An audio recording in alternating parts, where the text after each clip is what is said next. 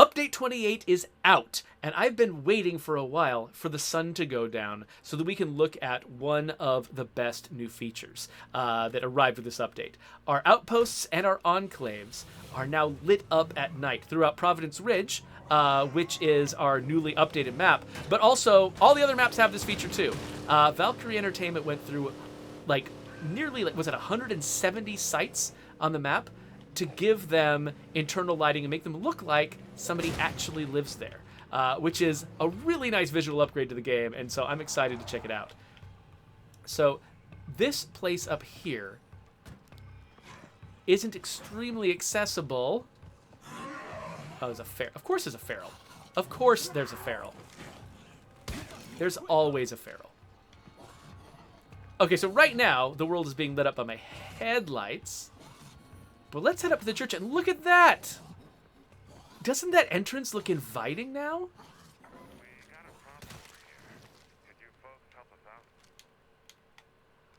So yeah, look at this.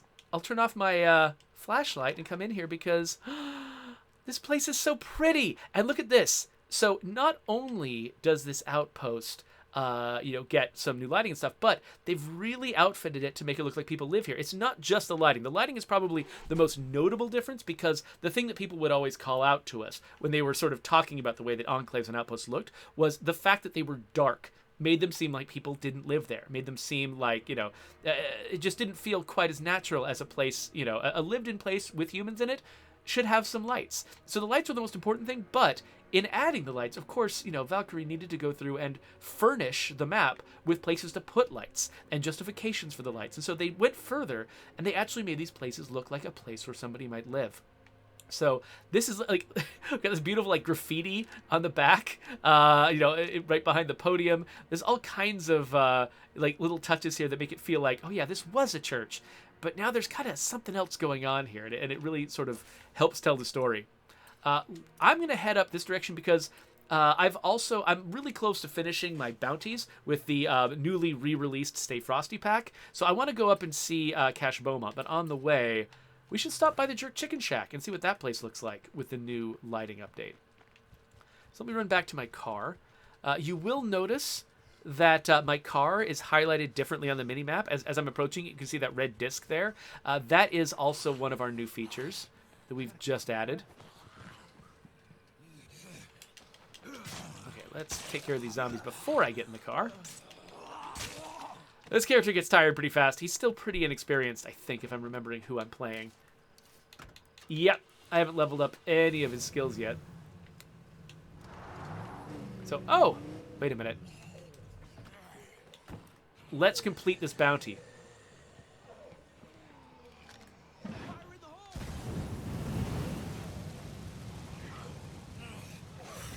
Ha-ha!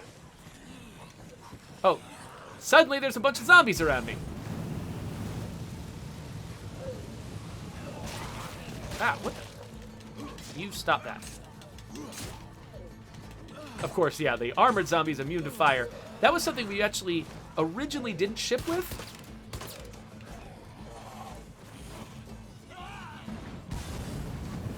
Originally, armored zombies would burn like any other zombie, but it was when we added Daybreak really early in the life of the game that we made it that armored zombies would be immune to fire, so that they would have a special role to play in that mode. But we also thought it would be good for the regular game for them to always work that way. So rather than making them only immune to fire in Daybreak, we just decided to make them immune to fire across the board. I think it does make it more interesting. All right. Let's see. Yes, okay, so I want to turn left here. And we're going to drive out to our next outpost to see what it looks like all lighted up. How about we don't hit those bloaters? Does that sound good? Yeah, so we'll go look at the Jerk Chicken Shack, see what it looks like lighted up, and then we'll head up towards the Bounty Broker and pick up some of these Stay Frosty items that we've spent the last couple of videos trying to earn. So Nightmaker wants to know, when was Update 28 released? I think it was at about 10 o'clock this morning, Pacific time. We usually try to aim for 10 o'clock. We don't usually promise it because, as I talked about in one of my previous videos, there's always a certain amount of uncertainty about the release date that we always want to sort of hesitate on, just in case something goes wrong. We don't want to ever communicate something to our audience that turns out to be untrue. Even if we mean it as true initially, it still bothers us, to not be as reliable a source of information as we could be. So, yeah, so we didn't reveal it until, basically it was out. But, yeah, it did show up at 10 o'clock this morning, Pacific time. And you can see that some of these places, they come with really obvious lighting schemes, right? Like, the Jerk Chicken Shack has obviously got, the lighting that it would have in the real world. But I love that they've basically said, oh, yeah, we're out of fluorescent bulbs. Only one of these flickery bulbs is still lighted, and people have augmented it with candles. It's like you can see that each of the artists that worked on these buildings really thought through what would be an interesting story to tell about how people have adapted this place into a human space in the wake of the zombie apocalypse. And sometimes it means just turning on things that were normally a part of the building, like this exit sign. But sometimes it means doing things that are, a little bit more low tech and solving problems in different ways. And that, like, hodgepodge is a huge part of the aesthetic of the zombie apocalypse. All right, so yeah, let's head up, meet up with Cash, earn some of these rewards, and then we will check out even a few more sites, including some with enclaves living in them, because there's a few additional differences that come with those. So I'm just gonna ignore those ferals for now. I had a pretty harrowing experience just recently on this particular stretch. Oh, wow. Why did those zombies explode? That was weird.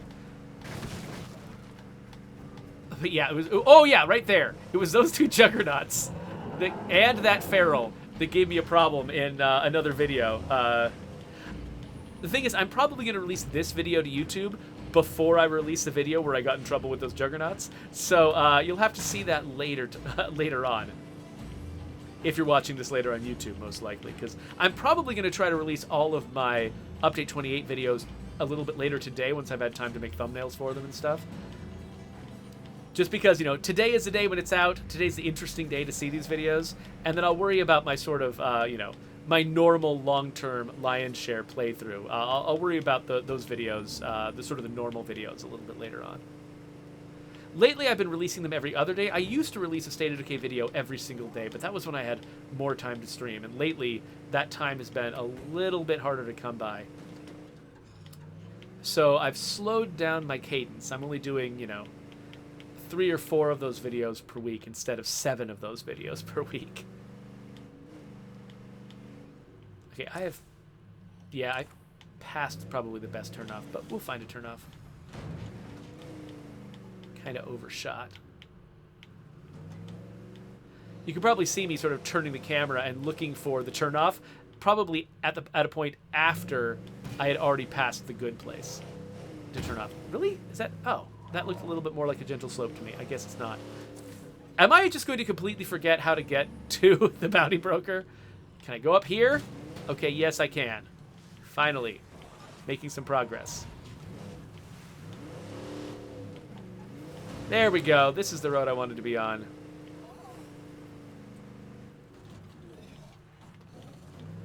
Hopefully there won't be too many zombies around him.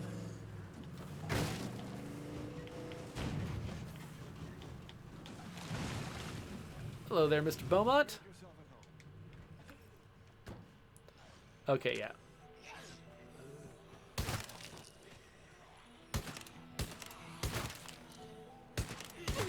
Haha! I heard that zombie coming. Alright, let's grab some prizes. Okay, so one of these, I already unlocked the tactical uniform, so I just get some influence for that. I'm going to grab a D-Martini 7.62 carbine and the Auto Howitzer, which is the fanciest, ridiculous 50 armor piercing weapon that we've got. This is one of the best weapons to take out, kind of to take out juggernauts with, mostly to take out plague hearts with. Okay, so what do I want to grab for my new bounties? Oh, plague Zeds with blunt weapons. That's going to be easy. I don't think this character has... Wait, does this character have a blunt weapon? I think they might have a heavy. I don't remember. Anyway, that won't be hard, though. Plague Heart with a shotgun. Well, I think I got one more Plague Heart to kill. Ooh, Juggernauts with assault weapons. Let's grab that. Even if I don't kill them myself, and the Pharaoh with a blade, somebody might do this around me, and it'll be good to have these bounties active. So we'll grab those.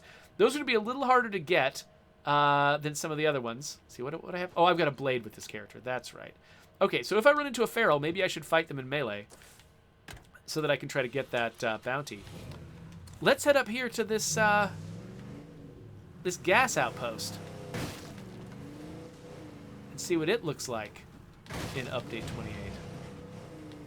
Hopefully this road has an outlet. I think I'm going a useful way. Yeah, I'm going a useful way.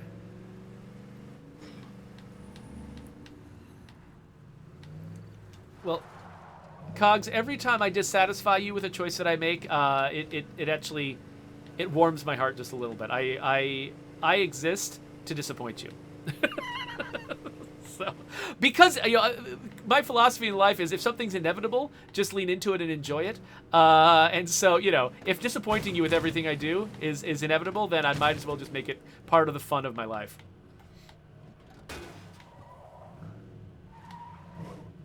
All right, so here we go. Let me point the headlights away so that you can really appreciate the open sign, the beer sign. Ah, it's so pretty. All these little lights strung up. Look at this. We've got a little work lamp in here. A couple of little work lamps in here. It just feels so homey. This is actually, like stringing lots of little lights around is a really great way to do this. This is how my kids decorate their rooms and everything. It feels, I don't know. It makes it feel extra homey to me. One thing we were curious about. I'm pretty sure that hostile enclaves also light up their houses like other enclaves. We're gonna drive up on these, on this enclave with our lights off. Now, because they're hostile, sometimes there's reasons why hostile enclaves show up in smaller sites, ones that would not have gotten the lighting treatment. I'm not sure what kind of house they're in right now, if they're in a shed or if they're in a proper house. Let's get close. The lights don't actually appear until you get close. Either way. Oh, yeah. Oh, they're in a shed. Okay, because they're in a shed, they're not going to have lighting anyway. So let's just put some distance between us and them. I don't actually want to start a fight with them. Fart a fight with them? That's what I was going to say. I don't want to start a fight with them. I'm not equipped for it. So let's go somewhere else. Let's go look at this street corner over here. Because we've got an outpost on one corner and an enclave on the opposing corner. I think that'll be a nice little place to go. Hey there, Andy Pims. Thanks for joining the chat. Brian Menard is in here raiding me with a party of 38 people. What are you doing, Brian? It's nice to see you. Thanks for coming in with all your folks. So yeah, I've been streaming throughout my lunch break. In fact, I've kind of gone a little longer than I intended to, but there's just so much to show off, and I really wanted to take the time. So here we are. There's probably some work I could be doing right now, but we've already actually found a couple of bugs that felt important. So I'm glad that I'm doing this work. This is definitely, I mean, as much as I enjoy playing this game, this is actually part of my job as well. So yeah, you can see here, this pump station that I've grabbed.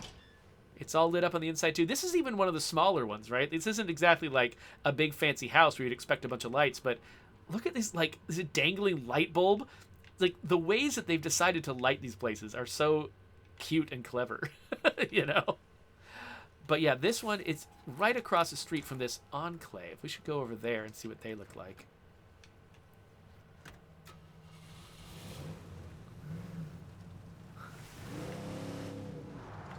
So wait, why do I have a bunch of people in my chat saying we beat the game? What happened? Did Brian just win the game in some special? I mean, he's won the game before, right? I can't imagine that feeling all that special. Okay, so it looks like they've moved into a clinic over here. They don't have the sign lit up because who cares? What they do have is functional lights. Oh, yes, of course. Why don't you just bite my neck? Thank you, people. So yeah, I don't think I've ever visited this enclave. I think they've got a, here, I'll mark a different place on the map. Yeah, the people of this enclave, I don't think I've ever come to visit them before. So, if this was a normal situation, I would be able to run around in this place and loot a whole bunch of containers while they were fighting these zombies. But you'll notice that Eric Anderson actually made a change in here where all of the lootable containers that normally would be available here, they're just suppressed for right now. Now, if these people move out of town, then I'll get all of those containers back. So it's not permanent that these containers are suppressed. But right now, while these people are living here, I can't just go through and rob their house, just because that felt really, really weird. You notice that some of these places, I mean, like this place is definitely lit, but some of the rooms are, some of the rooms aren't, which is just like, you know, in real life. Like at nighttime in my house, some of my rooms are dark, some of my rooms are light. That's just, it's part of making the place look real and lived in.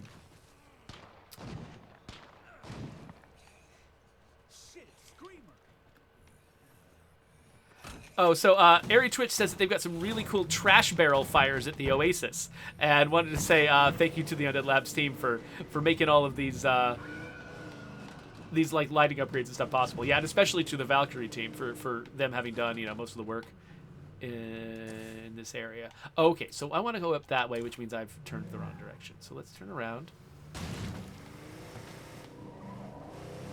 and back up this way and take the actual turnoff we need to take.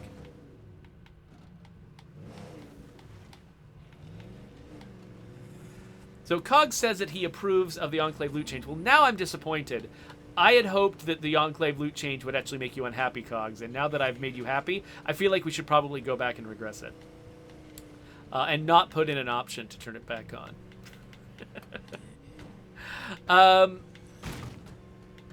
Oh, Mr. Bumblehorse asks, well, what work was I meant to be doing? There's actually a build review going on right now where I should probably be...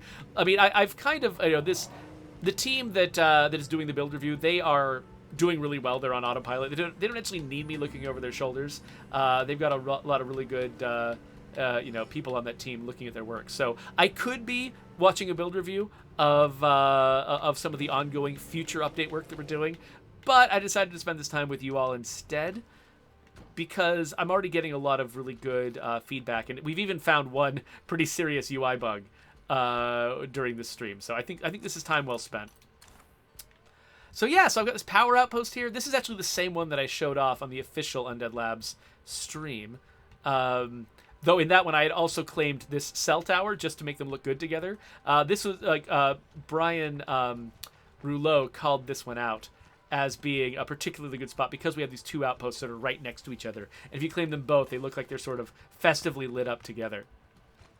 But yeah, I decided not to claim that one this time. So let's go by the military quarantine station and maybe end up... Oh, it looks like we got more plague hearts here than I realized. Maybe we'll end up over here. So let's keep going up the road. Oh, so Brian wants to know if the... Oh, actually, first, let's look at this. So this is an outdoor site. And so it doesn't quite need the same amount of lighting as like a really dark indoor site does, but you can still see that we've got the lights in there. And one thing I should point out, by the way, because we're now sort of deep in the middle of the night, I love like the way that this world is lit right now. This is probably our darkest and creepiest night. No, it's not the darkest. This is the thing that's interesting. We used to have significantly darker nights in our game. Oh, I went to the wrong site. We used to have significantly darker nights in our game than we do now. We've brightened a lot of the nights to make it easier to see in order to, you know, play the game. But this night, they've done such a good job of making it feel extra dark while still having enough contrast on the screen that I can see the zombies and function. Like, and it's really sort of subtle difference between just making it dark and making it this sort of impenetrable misty green that still makes it feel like this is a dark and creepy and swampy sort of place to be. Like, it feels oppressive in the way that it's supposed to feel oppressive without feeling, without making me feel like I can't see anything. Check this out. So this is one of the sites where it was kind of up in the air whether or not we would like this to be inhabited by people, because it is kind of a small shed garage type area. This burning barrel is great. I love it. So yeah, we got some people here. Hello, people. They look. This actually is conveying the right kind of feel, because when we put an enclave in a site like this, that's kind of small and cramped, it doesn't feel that homey. They are supposed to look like they're kind of roughing it, and so I love that they've decided to go with the burning barrel inside this site instead of the more traditional lighting, because it still maintains that impression that these are people who, they're not really living here long term. They're just camping out. Oh, so Brian Menard had a question about the field of view. Oh, I should fuel up the car before I head home. So while I'm heading home, I'll see if I can catch up with the chat and ask some questions. So answer some questions. So Brian Menard asked a question that I did answer in a previous video, but he wasn't here for it, so I'll answer it again. He was asking if the FOV slider, the fact that that did show up in the public test realm, but it's not in update 28. He was wondering if it got trashed entirely or if it's just delayed. It's just delayed. We just found some bugs with it, parts of the camera behavior that just didn't take the FOV slider into account, and we're doing weird glitchy things. Stuff that just made it seem really kind of unpolished and garbagey. We discovered them late, and it felt like it was going to be safer to delay the FOV slider feature until later on, into a future update, rather than taking on the risk of trying to fix it at the very last minute and introduce whatever new bugs we might introduce while trying to fix it. So we do fully intend for the FOV sliders to make it into the game at some point, probably at some point soon, just not right this second, because there were a few edge cases. If you really maxed out the change to the FOV, there are some places where the camera would get glitchy and there would be problems. I'm speaking in vague terms because I forgot what the specific problems were. I never actually saw them myself, but people brought them up in meetings, and I was like, oh yeah, and I agreed that we should hold off on the FOV slider because of them. But yeah, I can't remember what the details were now.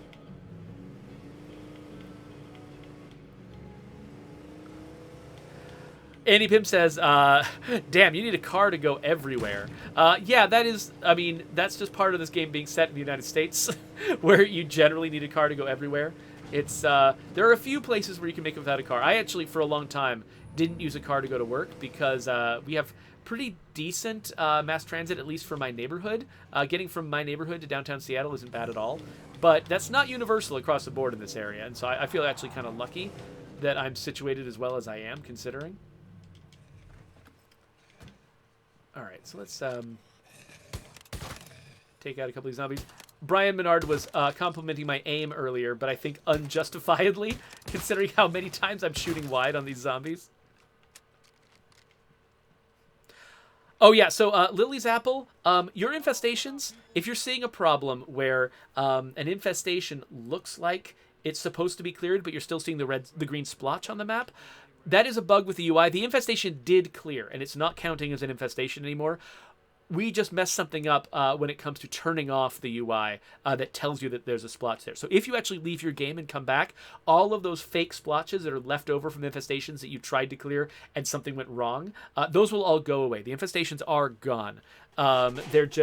There's a bug in the UI. So I'm about to report that because I hadn't heard of it yet. I don't know if somebody already reported it to the QA team, but we'll try to track down a cause for it and figure out what the problem is. And I'm sure there'll be a fix for it sometime in the near future. But yeah, so that's update 28. I think I've kind of highlighted everything over the course of like 3 videos. I think I've highlighted everything that's gone in, and it's a pretty cool little update. It's not the kind of thing where it's like it'll just completely alter the way you play the game, the way that Homecoming or Plague Territory did. More updates along those lines are on the way, but in the meantime, the look and feel of the game has taken a big step up, especially in Providence Ridge. And I think, we owe a lot to Valkyrie Entertainment for making that happen. And so, a game is, it's an experience that hits you on a lot of different psychological levels. There's the part of your brain that's strategically trying to work out what to do in the game. There's a part of your brain that gets the excitement from engaging in like action mechanics and feeling that sort of adrenaline rush. There's the story part of your game that sort of loves to get to know characters and sort of play through the story of their lives and the struggles and the drama that they go through. But then there's a part of your brain that just enjoys being in a place, stepping back and looking at the way it looks and feeling immersed in a world that is a little bit more dramatic, a little bit more over the top than the world that you actually live in. And that's the area where this update really takes the game to a higher level than it's been to before. And so, you know, a lot of our updates, Trumbull Valley, the Homecoming update was a lot about, giving you something to latch onto on that narrative level and on the strategic level, and Plague Territory was all about the strategic level. This is about the aesthetic level. And I think all of those things are important to a complete game experience. And so I'm really excited about this update. I hope that you all are enjoying it, or those of you who haven't tried it out yet, that you do enjoy it in the future. I'm going to quickly look at my chat and see what I missed. I'm sure I missed something important.